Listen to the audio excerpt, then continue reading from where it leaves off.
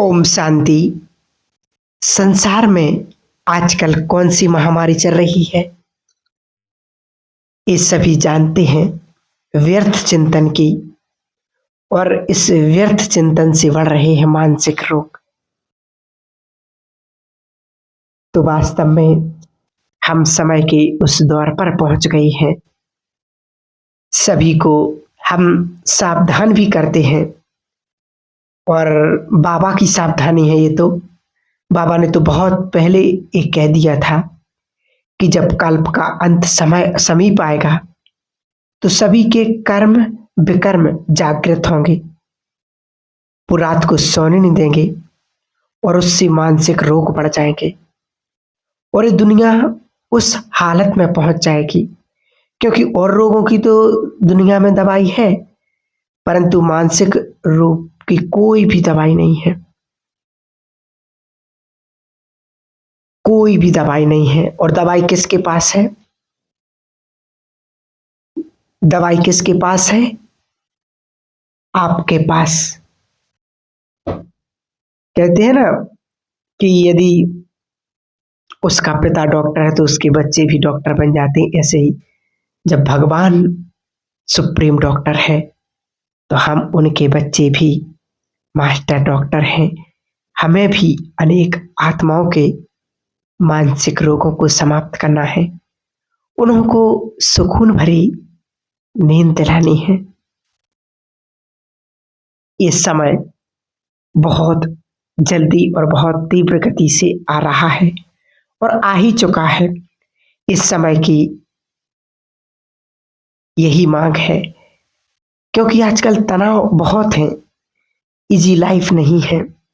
इसलिए सबसे पहले एक ही बात आप सभी को कहेंगे कि ज़्यादा सोचने की आदत ना डालें, इससे बचेंगे। क्योंकि ज़्यादा सोचने से हम उसको हवा दे रहे हैं। जब मोबाइल पर गंदी चीज़ें देखते हैं तो माना कि लोग कहे गंदे चित्र देखते ऐसा हाल हो जाएगा, और ऐसा हो रहा है। क्योंकि नींद नहीं आती, नींद में वही चीज़ें गंदी याद आती हैं, और जब उठते हैं तो थके थकाए ऑफिस वर्क में अपनी शक्ति डाउन हो जाएगी। जब रात को नहीं सोएंगे तो दिन में तो दिक्कत होगी। इसलिए बचेंगे, ये जो बुद्धिमान है वो बचें।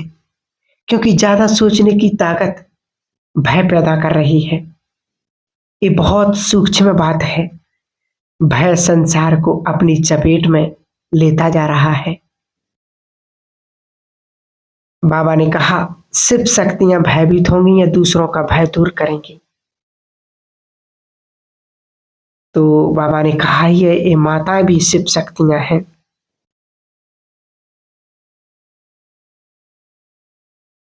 इसलिए जो अपने को शिव शक्ति मानेगा वो शिव शक्ति बन जाएगा, और जो नहीं मानेगा वो नहीं बनेंगे। बाबा का सीधा सिद्धांत है। आगे का समय बहुत भयानक आने वाला है।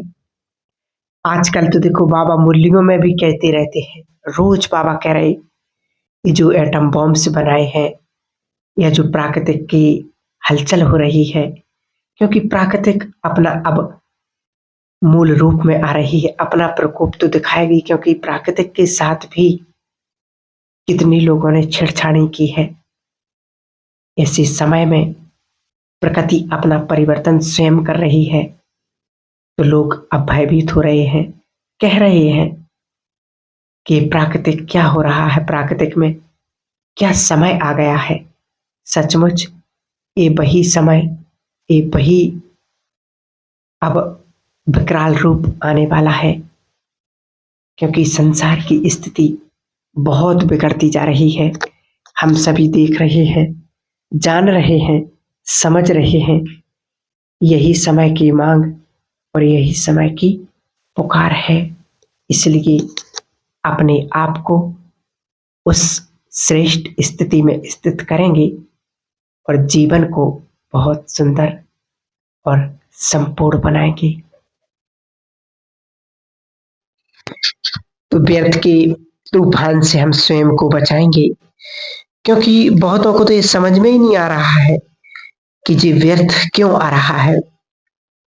जिनकी रुचि बातों में बहुत रही है, जिन्होंने अपना जीवन व्यर्थ में बिताया है, जिन्होंने बाबा के पास आकर के भी परचिंतन प्रदर्शन में समय लगा दिया, जिन्होंने अपनों को देखने की बजाय अपने को देखने की बजाय दूसरों को देखने में समय को बर्बाद किया है, वो व्यर्थ के शिकार बनते जा रहे हैं। और एक चीज और हो रही है जिसके बारे में दुनिया तो नहीं जानती।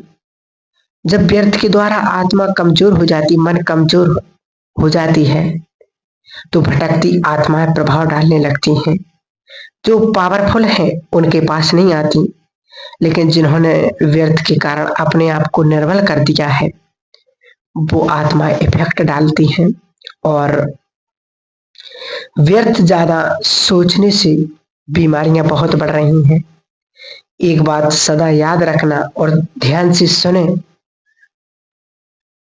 इस बात को कि हमारे हर संकल्प से एनर्जी पैदा होती है। बुरे संकल्पों से बुरी जो ब्रेन में जाती है और नष्ट करने लगती है सब कुछ, और अच्छे संकल्पों से अच्छे और सबसे अच्छे संकल्प हैं ही हमारे पास। संसार में तो अच्छे संकल्पों का पता ही नहीं। इतना ही कहते हैं कि पॉजिटिव सोचो, अच्छा सोचो, पर क्या सोचो ये तो पता ही नहीं है। एक दो संकल्प करके फिर खाली हो जाते हैं। इसलिए बाबा कहते हर संकल्प से एनर्जी पैदा हो रही है, और बुरे संकल्पों से बुरी यानी व्यर्थ संकल्पों से व्यर्थ, उससे ब्रेन कमजोर हो रहा है, क्योंकि हमारे ब्रेन से रासायनिक निकलते हैं। अगर मन में व्यर्थ विचार हैं तो वो जो रसायन पैदा होते हैं वो जहरीली रस जो बीमार कर देते हैं। और अगर हम बहुत अच्छा सोचते हैं तो वो अमृत समान आई हुई बीमारियों को भी नष्ट कर देती है।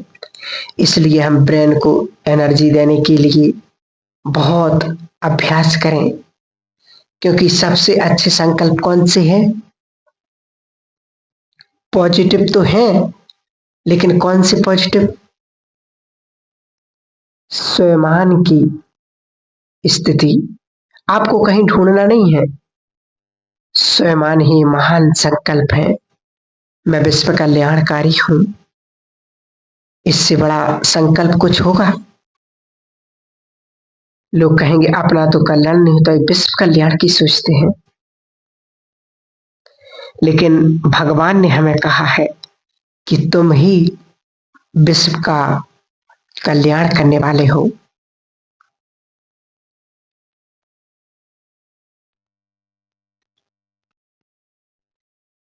तो स्वयं की ऐसी प्रैक्टिस करते जाएंगे। और आज सभी एक विचार करें कि हमारा अनमोल समय कैसा बीत रहा है। चिंतन करें, अच्छी तरह विचार करें। जब दुनिया से जाएं कि सब कुछ छोड़ दिया था फिर भी उससे गए और मिला भी कुछ नहीं, इससे तो अपना अपने पास रखते तो अच्छा होगा। और ये होगा और हो रहा है, इसलिए कोई बुरा ना माने। यदि अपने जीवन को समर्पित करके संपन्न और संतुष्ट नहीं किया तो हमारा त्याग व्यर्थ जाता है। जिन्होंने बड़े बड़े त्याग कर दिए उनके चेहरे पर उदासी है, सूखापन है, क्योंकि कुछ मिला नहीं, साधनाएं हुई नहीं, त्याग कर दिया। त्याग अच्छी चीज है, प्रेरणा मिलती है समाज को।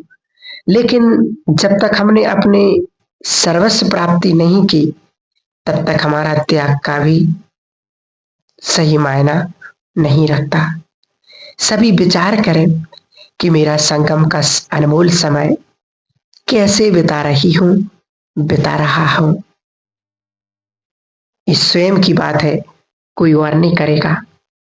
तो सवेरे ही अपने अंदर स्वयमान भर दें। अब आंख खुलते ही एक इम्पोर्टेंट चीज, आंख खुलते ही हमें देखना है कि हमारे संकल्प इधर उधर तो नहीं जा रहे हैं। यदि पहले ही मिनट में संकल्प इधर उधर चले गए तो उनको कंट्रोल करना बड़ी मुश्किल हो जाएगा। छोटी सी बात ध्यान देंगे, उठते ही स्वयमान की माला भजते रहो। स्वयमान की माला करो कि मैं मास्टर सर्वशक्तिमान हूं, सबसे पावरफुल और सबसे सुंदर स्वयमान, मैं महान आत्मा हूं। मैं इस संसार में बहुत बहुत भाग्यवान आत्मा हूं। और अगर बाबा भी सिखाते थे, ऐसे संकल्प करके खुशी में डांस कर लो, स्थूल में भी कर लो और सूक्ष्म में भी कर लो, कि मैं एक महान आत्मा हूं, मैं राज ऋषि हूं, मैं शिव शक्ति हूं और भगवान मेरा साथी है। इस संगम युग का समय कितना सुंदर है, कितना श्रेष्ठ है, जो स्वयं भगवान मुझे इस समय सहयोग देने के लिए आया है, मेरा साथ देने के लिए आया है। तो कितने सुंदर सुंदर स्वयमान हैं। इसलिए अपने जीवन को बहुत महान बनाएंगे। इस समय की मांग है, यही समय की पुकार है। इसलिए बाबा हमेशा एक बात कहते हैं, बच्चे इस समय को बर्बाद ना करें और एक सुंदर स्लोगन याद रखें, क्योंकि हर चुनौती एक अवसर लेकर के आती है। एवरी चैलेंज, हर चैलेंज एक अवसर लाता है। हमें लगेगा कि हमारे सामने बाधाएं आ रही, इसने ये कर दिया, उसने ये कर दिया, पर यदि इनसे हम निकलना जानते हैं तो वो चुनौती शक्तिशाली बना देती है, सिखा करके जाती है। इसलिए इन चीजों से डरना नहीं है। लोग क्या कर रहे, वो मुझे आगे नहीं बढ़ने दे रहे, वो व्यर्थ संकल्प नहीं करना है, क्योंकि जिसको आगे बढ़ना है उसे संसार की कोई भी शक्ति रोक नहीं सकती है।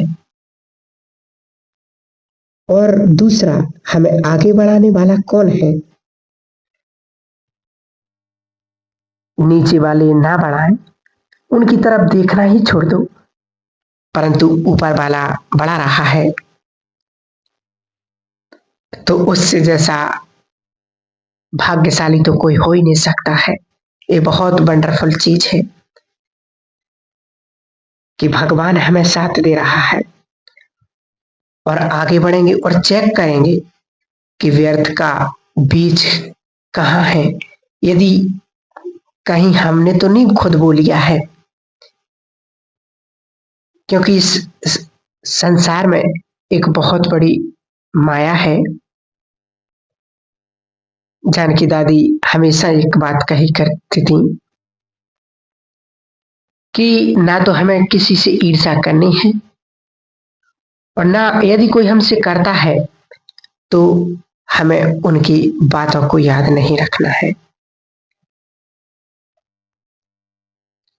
क्योंकि पॉजिटिव संकल्पों से भी बाबा ने कहा उम्र बढ़ती है। इसलिए सदा पॉजिटिव संकल्प करें, श्रेष्ठ संकल्प करें और स्वयं को आगे बढ़ाएं। ओम शांति।